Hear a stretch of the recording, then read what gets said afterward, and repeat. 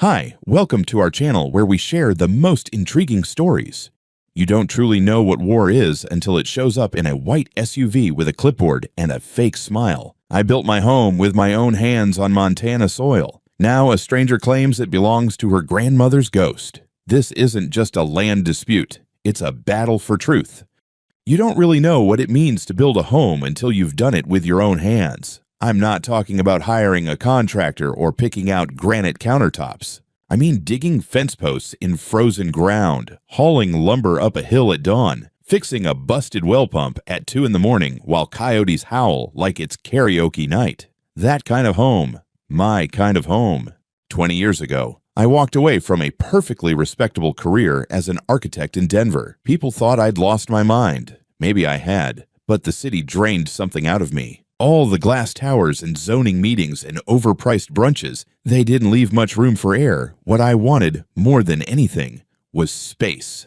Real space. So I bought 120 acres of wild, neglected land in the middle of Montana that everyone else had the good sense to ignore. It came with a collapsed barn, a choked-out well, and a house that looked like it had survived a tornado out of sheer spite. But it had bones, and more than that. It had silence. I spent the next 2 decades carving life into that dirt, fixed every beam, dug irrigation trenches, hauled in solar panels when the county refused to run proper lines. By year 5, I'd built a working ranch. By year 10, I'd made it a home. My wife, Mallory, joined me early on. We raised 2 kids here, Aaron and Lily, both Montana tough, born with mud on their boots. Every shed, every corral, every acre of this place has a story. My blood's in the soil. Literally. I still have a scar on my thigh from when I lost a fight with a barbed wire roll. Thing is, nobody ever bothered us out here. The closest neighbor is a retired park ranger 2 miles up the hill, and even he only shows up during hunting season.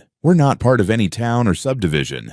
No HOA, no nosy committees, no one dropping off flyers about lawn height or approved mailbox colors. Just us, the land, and the seasons. At least, that was the case until the white SUV showed up on the drive last Thursday morning. I was oiling the hinges on the south barn when I saw the dust cloud rising off the gravel road. Didn't think much of it at first. Might have been a lost delivery driver or someone with the wrong address. But then the car stopped, right at the gate, and a woman stepped out like she was inspecting property she already owned. She had the look. Neat blazer, clipboard in hand, a smile that didn't reach her eyes. I wiped my hands on a rag, walked toward the fence, and nodded politely.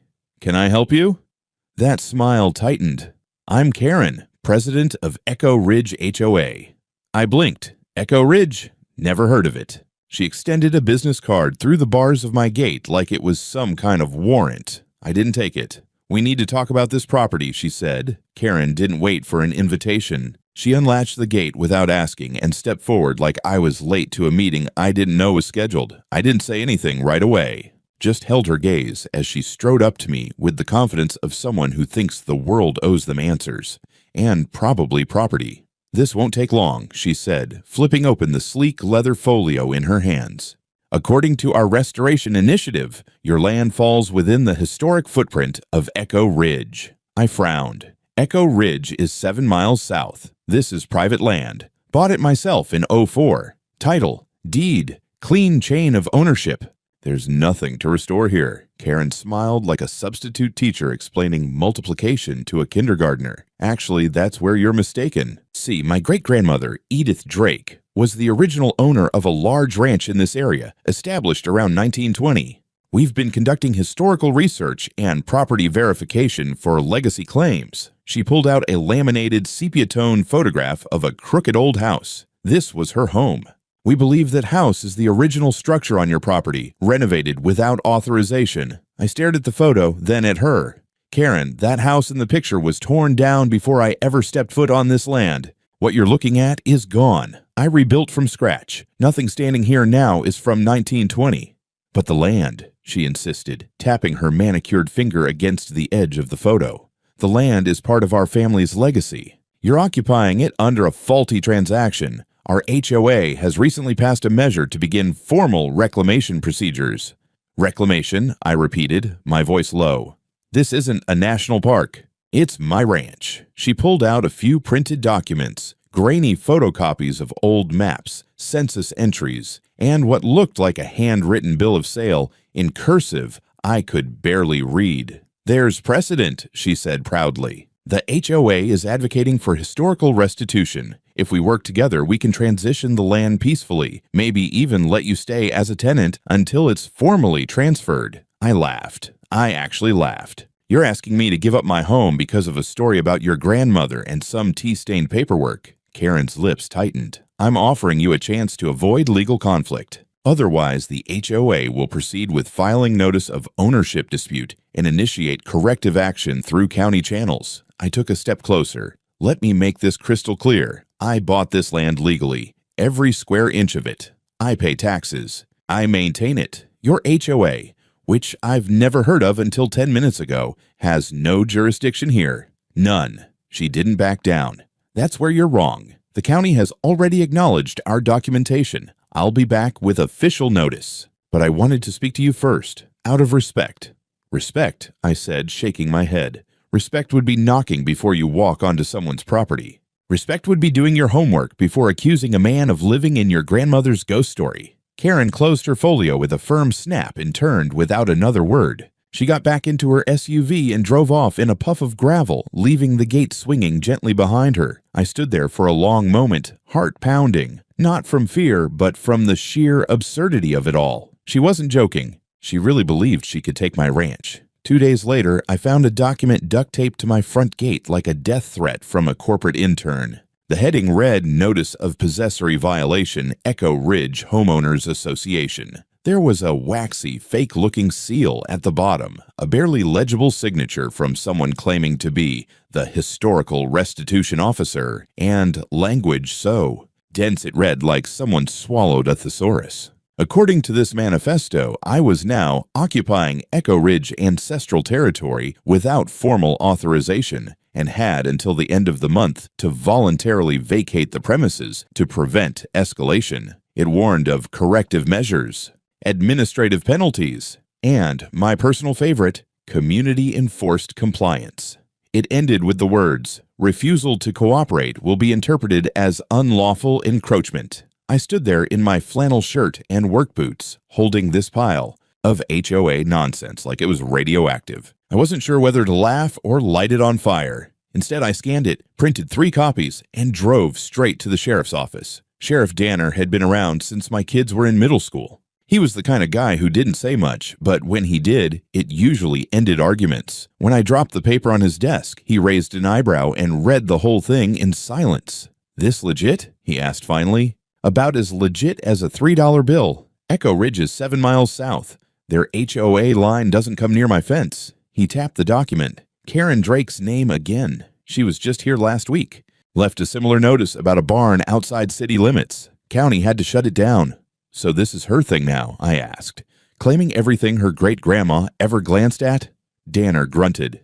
"She's playing a dangerous game. But so far, it's all just paper and posturing. Unless she steps foot on your land again, not much we can do." I drove home fuming. That paper and posturing was starting to eat at my reputation. When I stopped by the feed store, old man Harker didn't even offer a handshake, just gave me a hard stare and said, "Heard you might be squatting on someone else's legacy." Legacy. Jesus. And the hits kept coming. I got a call from Lily's college advisor. Apparently someone had anonymously emailed the university board claiming I was under investigation for property theft. Aaron's boss at the local hardware co-op asked if his dad was getting sued for stealing land. Karen's poison was seeping into every corner of my life. Then came the public meeting. It wasn't at a courthouse or community center. It was at Echo Ridge's event pavilion, a gaudy metal gazebo next to a man-made pond surrounded by identical houses. I received a formal invitation to attend the monthly HOA gathering, in good faith and cooperation. Against every instinct I had, I went, partly to see how far this rabbit hole went, partly because I refused to be painted as some shadowy thief, hiding behind fences. The pavilion was packed. At least 50 people sat in white folding chairs facing a cheap wooden podium where Karen stood in a crisp blazer like she was running for office. She launched into a speech about reclaiming heritage and correcting the oversights of outdated zoning laws. Then she turned her eyes to me. "Mr. Sutton is here today," she said, all false warmth. "We want to give him a chance to do the right thing, to acknowledge the history of the land he occupies, and step aside with dignity." The room turned toward me. Eyes narrowed. A few phones came up to record. I stood, took the mic she offered, and looked the crowd dead in the face. "My name is Michael Sutton. I bought my ranch in 2004 at a county auction. I have the deed, the surveys, the tax records. I rebuilt every inch of that place. I'm not giving it up because someone's grandmother may have wandered through in 1920. Someone scoffed. Karen stepped closer. "So, you deny the historical connection entirely?" "I deny that it gives you legal right to take my home." There was silence, then a murmur. Karen smiled tightly. "Then we'll proceed as necessary." I handed her mic back without another word and walked out. Behind me, someone said, "Just another land thief." I didn't look back. The first stake appeared on a Monday. Bright orange plastic with a neon pink ribbon flapping in the wind. I spotted it while hauling hay bales along the southern fence line, a little flag planted 3 feet inside my property. I followed the line, and sure enough, every 20 feet, another stake. They ran clear across the boundary like some bureaucratic breadcrumb trail. At first, I thought it might be some mistake from a utility company, until I saw the signs. "Survey in progress. Echo Ridge Restoration Initiative." There were 4 of them, all zip-tied to my fence, printed in bold black on HOA letterhead, and dead center, Karen's name in italics. I called the sheriff again. Deputy Klein came out this time. Young guy, eager, still wore his sunglasses at night. He inspected the stakes, took some notes, then asked the question I dreaded. "You have any idea what this is about?" I showed him the previous notices, the fake legalese, the nonsense about ancestral territory. He didn't laugh. He looked uncomfortable. "They filed a notice of interest with the county registrar," he said finally. "It's not a lien, but it's logged. Says this property is under review for historical claim." "That's not a thing," I said. "You can't just declare a fantasy and get legal traction." Klein shrugged. "I'm not the judge. If they're not physically trespassing, there's not much we can do right now." Sticking stakes on my land isn't trespassing. He gave me that apologetic cop look, the one that says, "I know this is insane, but my hands are tied." I ripped every stake out of the ground that night, burned the signs in the fire barrel next to the chicken coop. Thought that would be the end of it, until the next morning. A white envelope lay on my porch, tucked under a smooth river stone. Inside was a letter, printed, formatted, with a letterhead from the County Land Records Office. Looked official enough to fool someone half asleep. It claimed my title was under dispute, due to a previous encumbrance from 1927 not recorded in public index. It recommended I cease development until the matter was reviewed. It looked real, right down to the name at the bottom. T. Drake, Interim Registrar. I laughed out loud. I couldn't help it. Karen wasn't even trying to be subtle. Still, I made a copy and took it to a buddy of mine who worked at the actual registrar's office over in Bozeman. He confirmed what I already suspected. The county had no record of any such dispute, no registrar named T. Drake, and no legal mechanism for retroactively encumbering property like this. "This is forged," he said flatly. "Sloppy, too." That should have been the worst of it, but it wasn't. That night, at 1:38 a.m., my security cam pinged an alert. I pulled up the feed on my phone and watched live as 4 figures in HOA vests marched up my gravel drive. They carried a metal pole, an HOA flag, and a sign that read Echo Ridge Reserve, Historic Easement, Do Not Enter. They pounded the pole into the dirt 20 yards from my barn and saluted the flag like they were raising it on Iwo Jima. Then they vanished back into the dark. I didn't call the cops, not yet. I saved the footage, downloaded it to a thumb drive, and set a reminder to buy more floodlights. I had a feeling things were about to get worse. After the flag stunt, I stopped pretending this was just some HOA drama spiraling out of control. This was targeted, tactical. I wasn't dealing with a delusional woman anymore. I was dealing with a campaign, so I locked things down. I bought 3 new floodlights, motion activated, and mounted them along the southern fence. Installed 2 more cameras, one above the barn and one hidden in the chicken coop, just for good measure. Rewired the whole perimeter alarm to ping my phone directly. Picked up a couple of no trespassing private property signs the size of small billboards and stuck them everywhere a raccoon could read them. Mallory didn't say much when I showed her the footage from the night before. She just watched, arms crossed, lips tight. When it ended, she said, "What's next? They hang a plaque on our porch?" Our kids were worried too. Aaron started texting more often. Lily called every night, which was nice. Even if the subtext was clear, she thought someone was going to try and burn the place down. I couldn't blame her. 2 days after the flag incident, they showed up again. This time in broad daylight. A black SUV pulled into the driveway, followed by a white truck marked Echo Ridge HOA Enforcement. The door popped open, and out stepped 2 men wearing body armor with security patches on their chests. One of them carried a clipboard, the other a holstered sidearm. Real or not, I didn't care. They didn't belong. I stepped off the porch and met them halfway. "Can I help you, gentlemen?" I asked. Clipboard guy didn't smile. "You're Michael Sutton. Last I checked. We're here to inform you that due to the ongoing title dispute and pending historical review, this property is now under interim jurisdiction of the Echo Ridge Homeowners Association." I actually laughed. "You can't be serious." "This notice grants temporary enforcement rights to prevent hostile occupation," he said, handing me a folded paper that looked like it had been drafted by a paralegal on a Red Bull bender. "Until the matter is resolved, we're authorized to limit access to disputed areas, namely the outbuildings and livestock enclosures." I stepped closer. "Try to block my barn and you'll be dodging more than paperwork." The guy with the gun shifted his stance. "Sir, we're not here to escalate." "Then get the hell off my property." Mallory was on the porch now, phone in hand, already dialing.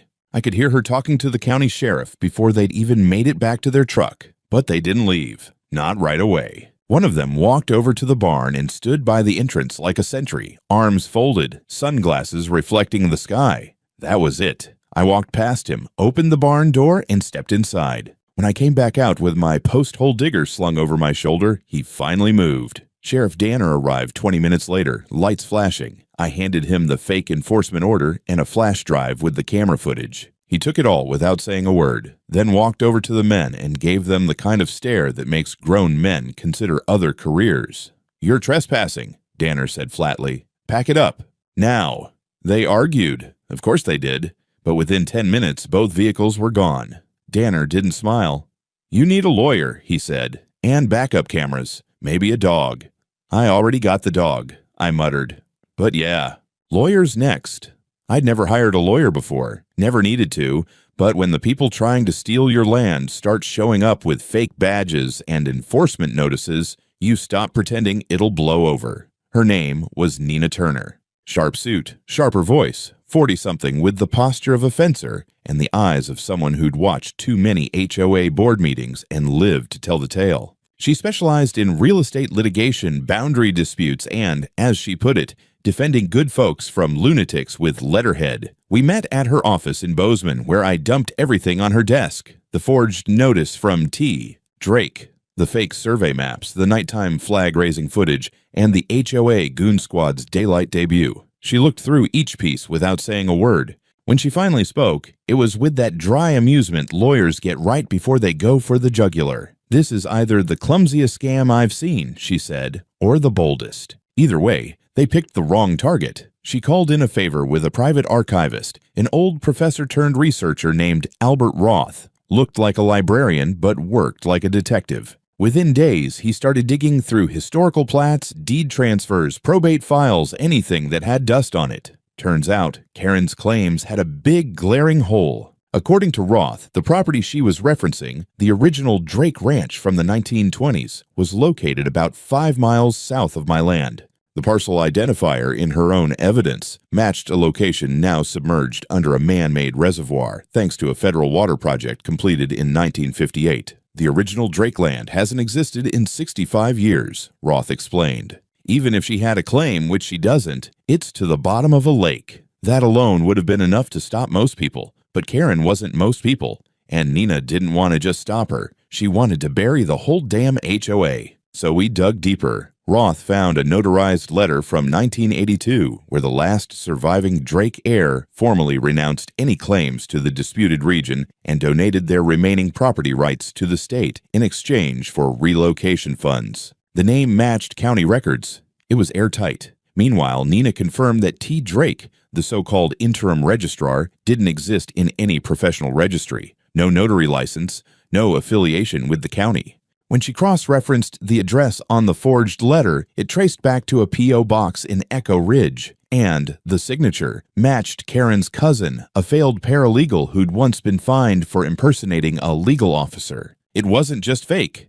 It was criminal. By the time we were done, Nina had compiled a case file thicker than a phone book. Fraud, forgery, false representation, trespassing, harassment, attempted land seizure, you name it. She drafted a cease and desist letter, so cutting it probably left paper burns, and filed for an injunction the same afternoon. This isn't about defending anymore, she told me. It's about going on offense. And for the first time in weeks, I felt like I could breathe. The injunction came through faster than I expected. Nina had filed the paperwork on a Tuesday, and by Friday afternoon, a county judge signed the order. Effective immediately, Echo Ridge HOA and its representatives were barred from entering or interacting with my property in any capacity. No more letters, no more fake enforcers, no more midnight flag ceremonies. Violations would be treated as criminal trespassing. We posted a laminated copy of the court order on every access gate. Nina even suggested I hang one inside the barn just in case someone decided to get cute again.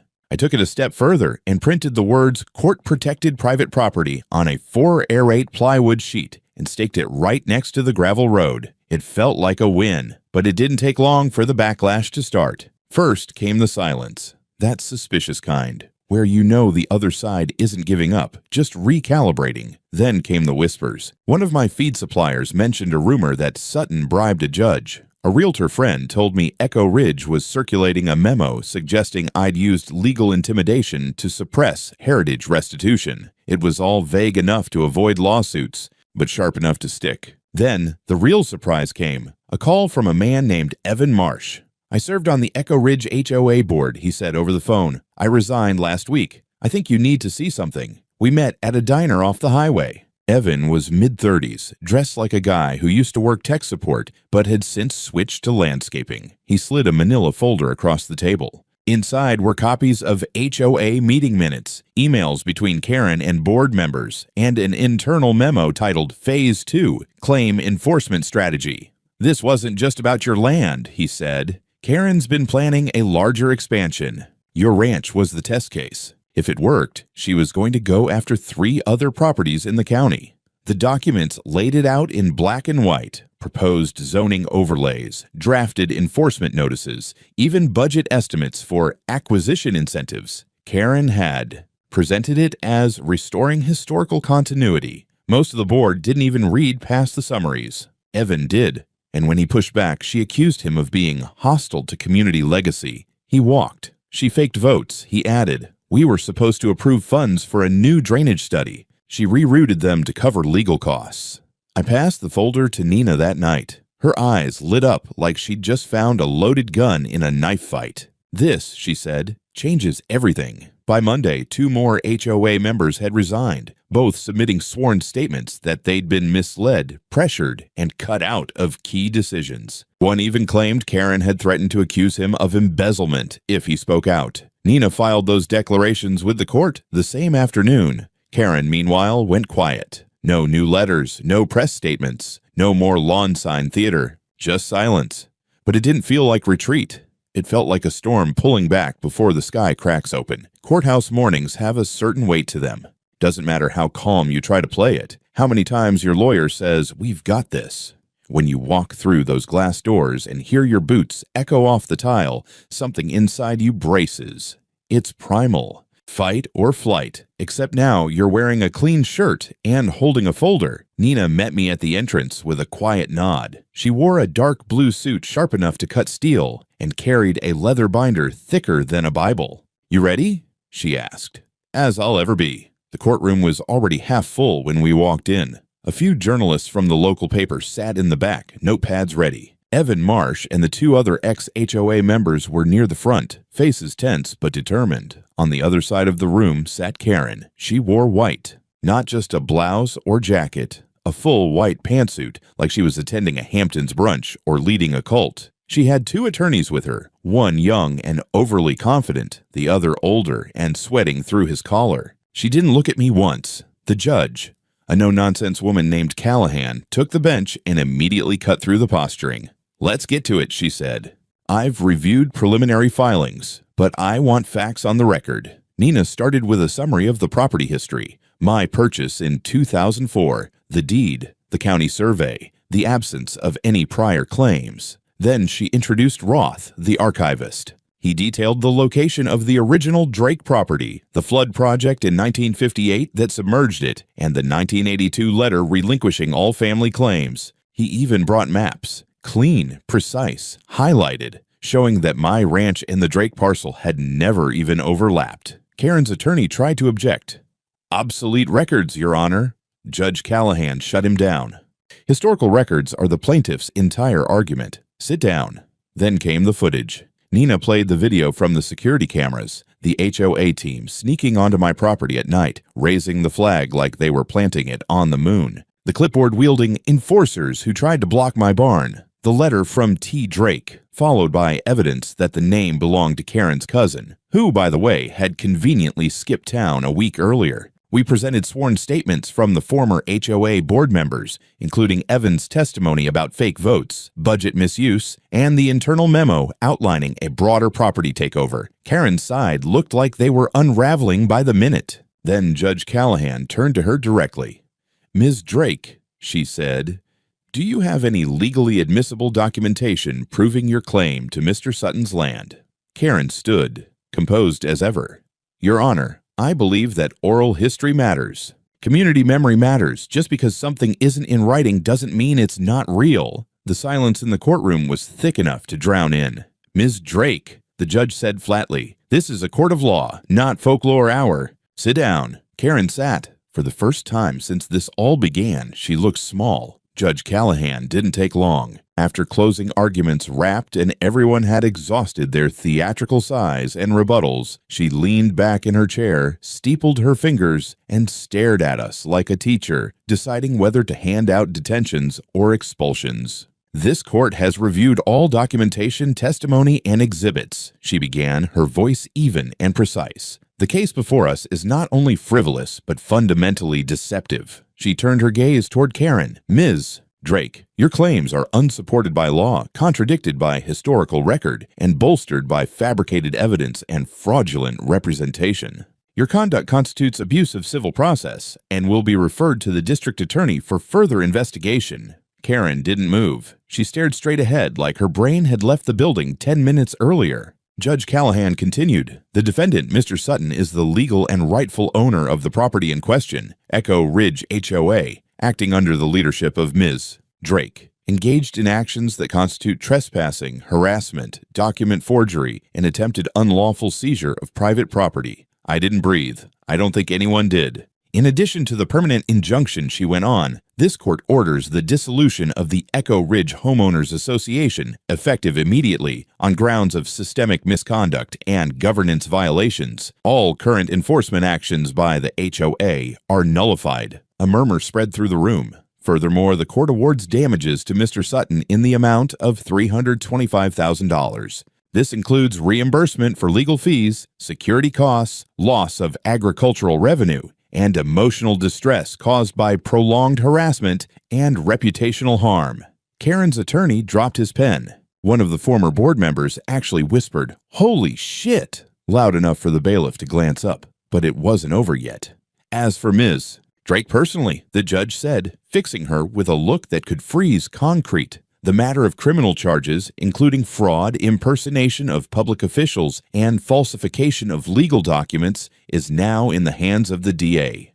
Effective immediately, Ms. Drake is remanded to custody pending formal charges." And just like that, the bailiff stepped forward, asked Karen to stand, and clicked cold steel around her wrists. She didn't argue, didn't cry, didn't say a word. She just stared at the floor, mouth a tight line, as they led her out through the side door. The same woman who showed up in white ready to claim someone else's land like she was due a throne, now cuffed like a petty crook. Outside the courtroom, reporters swarmed, but I didn't stop. Nina fielded their questions like a pro. I walked straight to my truck, climbed in, and just sat there for a minute, breathing. It was over. For the first time in months, I wasn't preparing for the next lie, the next threat, the next fence post with a pink ribbon. My land was mine again, not just by title, but by truth, in the eyes of the law and everyone watching. Life didn't magically go back to normal after the trial. It never does. You don't walk through months of threats, lies, and legal hell without dragging some of the weight with you. But it got quiet again. And quiet, I'd learned, was the most underrated luxury a man could have. The first morning back on the ranch, really back, I woke up before sunrise, same as always. I stood on the porch with a mug of black coffee, watching the mist roll across the pasture. No HOA trucks, no fake surveyors, no flags flapping where they didn't belong. Just the creak of the windmill, the chatter of birds, and the smell of frost melting off cedar wood. I rebuilt the south fence the next week, not because it needed it, but because I wanted to. There was something almost therapeutic about putting new posts into clean earth, like sealing up old wounds. I left the burned survey stakes in a pile out back. Sometimes I thought about turning them into a coat rack. The family started breathing easier too. Mallory smiled more. Aaron stopped carrying his sidearm out to feed the goats. Lily sent me a photo of a t-shirt someone made online that said, Echo Ridge HOA, historical fiction meets criminal charges. It went viral. So did the story. Within days of the trial, local papers picked it up, then regional blogs, then some national outlets. The headlines were priceless. Karen claims ancestral ownership of ranch, gets arrested instead. Man fights off HOA with facts, wins big. Don't mess with a Montana farmer. It wasn't just entertainment. Other people started reaching out. Folks in similar fights, people who'd been railroaded by rogue HOAs, homeowners dealing with extortion-level fines and fraudulent threats. I couldn't help them all, but I answered every email I could. Sometimes it helps just knowing you're not the only one. 2 weeks after the trial, I hosted a fall market on the ranch. Local vendors, food trucks, crafts, and live music from a neighbor's bluegrass band. I invited everyone who'd stood by us, neighbors, friends, even the sheriff. Evan came too, still in shock that his name hadn't ended up in a lawsuit. At the entrance, just beyond the new gate, I installed a custom-forged steel sign. Took me 3 afternoons to cut and weld it the way I wanted. The letters were clean, bold, and rust-resistant. They read, My land, my legacy, not your history. People took pictures with it like it was a damn monument. Maybe it was. We grilled burgers, danced under string lights, and raised a toast to clean deeds, clean fences, and the right to call something yours without asking permission from a committee with delusions of nobility. Later that night, as I sat by the fire pit, Mallory leaned against me and said, Think we'll ever hear from another HOA again? I smiled and took a long sip of whiskey. If we do, they better bring better paperwork.